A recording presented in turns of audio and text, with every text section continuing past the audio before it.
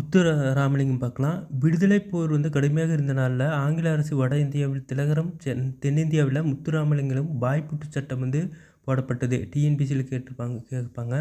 திலகர் தென்னிந்தியா, முத்துராமலிங்கம் வாய்ப்புட்டுச் சட்டம் போடப்பட்டது அப்படின்னு சொல்லியிருக்காங்க.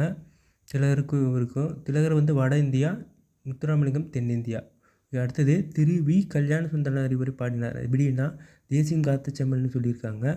அடுத்தது 1937, 1946, 1952, 1957, 1962 ஆண்டுகளில் நடைபெற்ற தேர்தலில் இவர் பெற்றிருந்த மக்கள் செல்வாக்கை பெற்றிருந்த வாக்கு மக்கள் செல்வாக்கு காட்டியது. தொண்டு செய்வதற்கென்றே இவர் தம் தொகுதிக்கு சென்றுள்ளார். தேர்தல் விளம்பரத்திற்கு சென்றார் இவர்னு சொல்லியிருக்கு. 5 முறை வெற்றி வாகை சூடியிருக்காரு.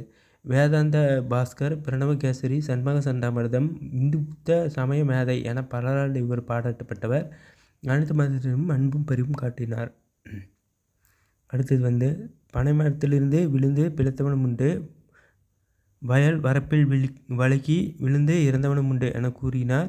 இவர் சொல்லியிருக்கார் அப்படின்னு சொல்லியிருக்காரு. மனிதன் மனநிலை இருள் மருள் திருள் அருள் என குறிப்பிடுகிறார்.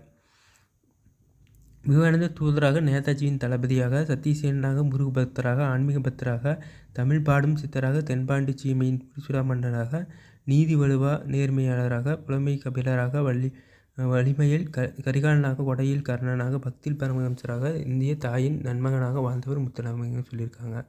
அடுத்தது